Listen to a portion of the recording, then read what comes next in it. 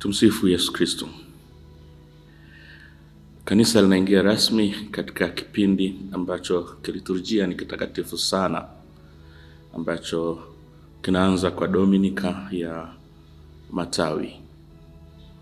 Nami Padre Vedasto Ngowi, misionari wa shirika damu azizi ya Bwana wetu Yesu Kristo, kwa siku hizi, kwa wewe mwanafamilia ya Mwangaza, nitakuwa na kushirikisha kwa kifupi neno la Mungu na kile ambacho kanisa linakiishi kwa wiki hii. Juma Kuu linaanza katika Dominika ya Matawi, na kanisa linatualika kwa kutafakari maandiko matakatifu. Dominika ya Matawi ni Dominika inayoanza, kwa mfano, kwa mwaka huu wa kanisa, mwaka A, tutaanza kwa kutafakari Injili ya Mathayo sura ile ya 21. Ninakualika kwa wakati wako isome Injili hii ambayo pia tutaisikia kanisani mwanzoni kabisa mwa ibada. Lakini pia baadaye kanisa litatualika kusoma historia ya mateso ya Bwana kuanzia sura ile ya 24 ya Injili hiyo hiyo ya Mathayo kwa mwaka huu A wa kanisa.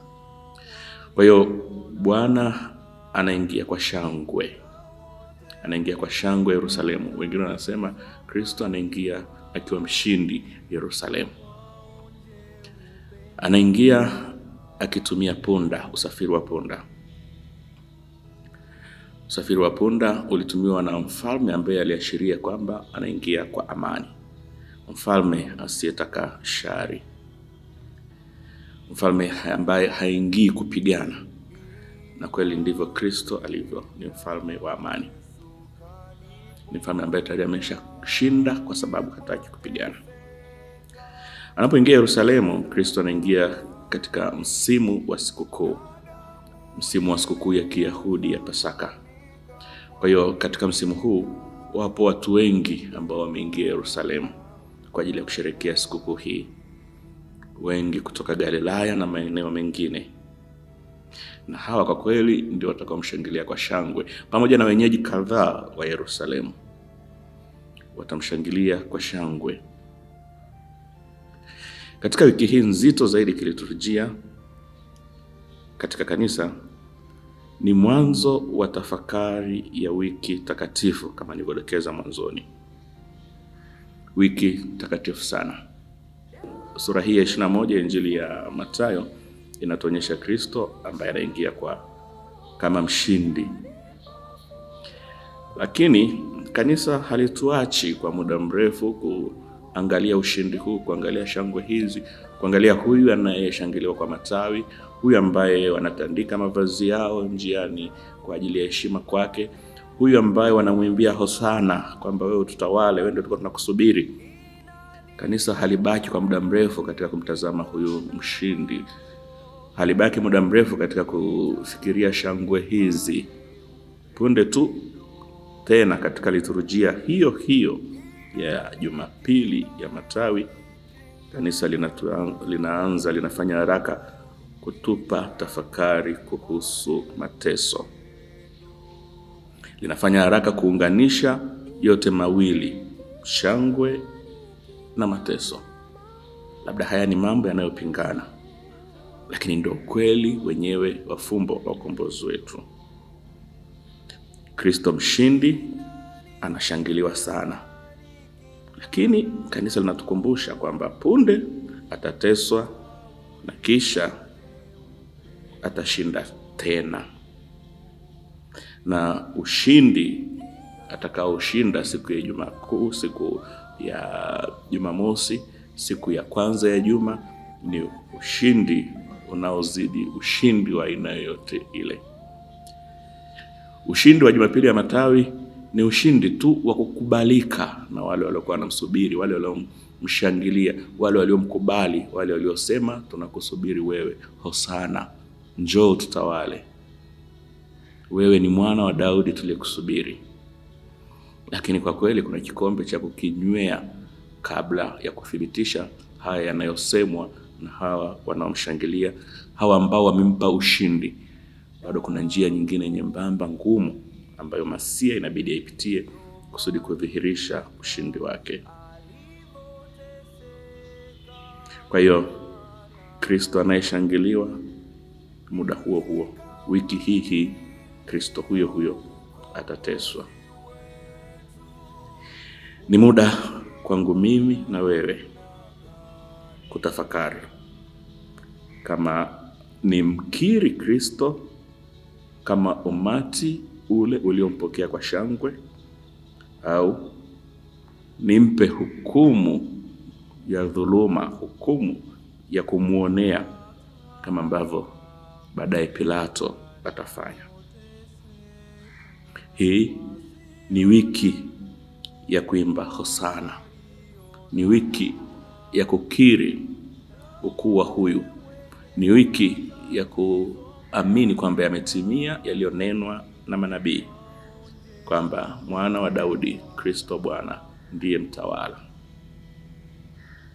Lakini pia ni wiki ya Kristo kudhalilishwa. Ni wiki ngumu kwa Kristo. Ikiwa hawa wageni waliopo Yerusalemu pamoja na wenyeji wachache wanampokea kwa shangwe, hatimaye atasalitiwa na mmoja wapo wa wanafunzi wake. Kusalitiwa huku kutampelekea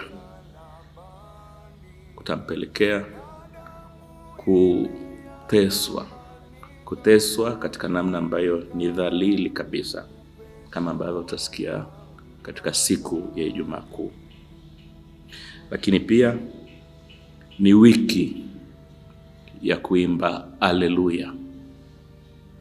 Kilele cha wiki hii ni kesha la Jumamosi Kuu, ambapo Kristo tutamwona akiwa mshindi, na hapo tutaimba kwa shangwe haleluya. Ushindi mkubwa ambao hauwezi kugeuzwa, ushindi ambao hauwezi kutenguliwa, kwa sababu Bwana atakapofufuka, Bwana mfufuka hawezi kufa tena, mauti haiwezi tena kumzonga. Hii ni wiki ya kutumia neno la Mungu kama kioo cha maisha yetu, kujitazama na sisi. Hatuyaadhimishi matukio haya, hatuadhimishi fumbo hili la wiki kuu la Bwana kuingia Yerusalemu, hatimaye kuteswa, kusulubiwa, kufa na kufufuka, kana kwamba tunaadhimisha tu tukio rahisi la kihistoria. Tunaadhimisha tukio linaloishi kwa maana kwamba Kristo bado yupo kati yetu. Labda tunaweza kujiuliza swali, kama huyu Kristo ambaye tayari tunajua amefufuka na amepaa mbinguni, kwa nini kuendelea kukumbuka kipindi hiki ambacho na bado kina simulizi ya mambo mengine magumu? Kwa nini ndio tukio linaloishi wakati mwenyewe alishashinda? Tukumbuke maneno ya Bwana mwenyewe, lolote mlomtendea mmoja wapo kati ya wadogo hawa mlinitendea mimi. Kristo bado anateswa katika wale wa kwake walio wadogo. Kristo bado anateswa kwa namna tofauti. Tukumbuke kwa mfano alivyomtokea Paulo mtume kabla ya uongofu wa Paulo akienda kulitesa kanisa. Kristo alisema, kwa nini wanitesa? Kwa hiyo mimi na wewe tujitazame, hapa na pale bado tunamtesa Bwana. Mateso ya Kristo yatakoma pale ambapo mimi na wewe tutaacha kumtesa Bwana, tutaacha kutenda dhambi. Kwa hiyo ni wiki ya kutumia neno la Mungu kama kioo cha maisha yetu, kujitazama na sisi. Njia ile ambayo alipitia Bwana pengine ndiyo njia ninayopitia mimi. Kama Kristo aliingia Yerusalemu akionekana kama mshindi na akishangiliwa na akipewa sifa, mimi na wewe pengine tunapitia hatua hizo katika maisha, katika yale tunayoyapata, labda katika ajira, katika elimu, katika biashara. Pengine ushindi unaweza ukawa kitambo tu, baadaye kuna majaribu mengi yananisubiri, na pengine naweza nikaonekana nimeshindwa, kama ambavyo Kristo baada ya kushangiliwa kote huko, baadaye anageukwa, anadhalilishwa.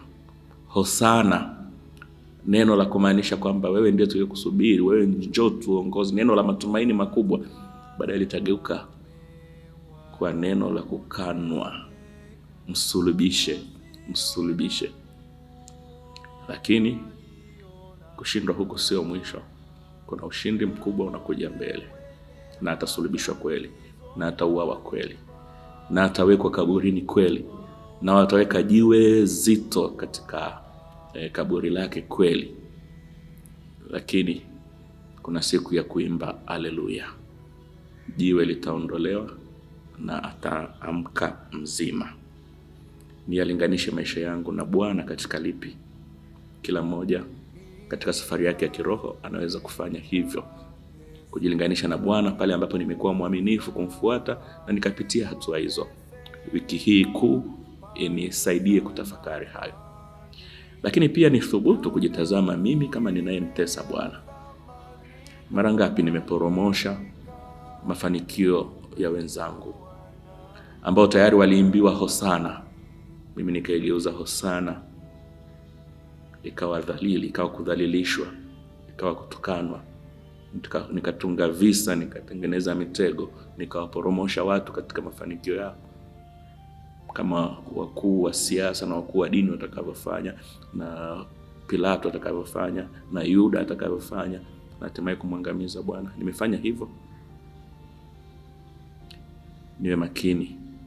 Niwe makini kwa sababu kile ambacho Mungu anataka kukiinua sina uwezo kukididimiza. Naweza nikafanya hivyo kwa muda mfupi, lakini hatimaye siku ya Bwana itadhihirisha udhalimu wangu na itamnyenyua yule ambaye Bwana amemkusudia. Kwa hiyo nijitafakari kwa namna hizo mbili. Kwa namna ambazo kweli nimekuwa mnyofu, nijitafakari katika njia ya Bwana na nijipe moyo. Na kwa namna ile ambayo nimewakandamiza wengine, nijivike sura halisi na nione uovu wangu na nitubu. Na ndicho kinachoendelea kutokea kwa wiki hii. Sura ya 21 ya Injili ya Mathayo ni mwanzo tu wa Bwana kuingia Yerusalemu. Atakuwa na majukumu mengi ya kuyafanya kabla hajafikia siku ile ya kukamatwa, kuhukumiwa, kuteswa, kufa na hatimaye kufufuka. Amejipangia majukumu ya kutosha, mazito, mengi, moja hapo ikiwa ni kusafisha hekalu. Kwa hiyo nimruhusu Bwana aje kwangu anisafishe. Tunakaribia Pasaka. Kama tulikuwa hatujatubu vya kutosha, bado muda upo. Bwana ataingia na atasafisha nyumba ya baba yake ambayo imegeuzwa kuwa pango la wanyang'anyi. Bwana wiki hii anakuja kwangu kutaka kusafisha uovu wote ambao upo ndani yangu. Bwana atalaani mtini usiozaa matunda. Na mimi nijitazame yale matunda niliyotegemewa kuyazaa kwa sababu ya neema niliyopewa na Mungu, kwa sababu ya fursa niliyojaliwa, kwa sababu ya elimu niliyojaliwa, kwa sababu ya uhai, pumzi niliyojaliwa. Nimefanya nini? Bwana atatoa amri kwamba tukate huu mti kwa sababu hauna faida yote. Kweli yeye ni huruma, na kweli hatimaye ataruhusu huo mti uendelee kuishi kusudi uzae matunda. Kristo ananivumilia, lakini itafika siku nitakapodaiwa hesabu. Atafanya mambo mengi wiki hii na tutaendelea kuyasikia katika tafakari zinazokuja. Lingine kubwa ni kuandaa karamu ya mwisho ambapo ataahidi kuwa kati yetu. Basi nawatakia tafakari njema ya wiki kuu, na ninawaalika tusichukulie kipindi hiki kama kipindi cha kawaida, kusoma tu kalenda na kuona Dominika ya Matawi imepita, tunasubiri Jumapili, tunasubiri Ijumaa, tunasubiri Alhamisi, tunasubiri Jumamosi, tunasubiri kuimba haleluya Jumapili.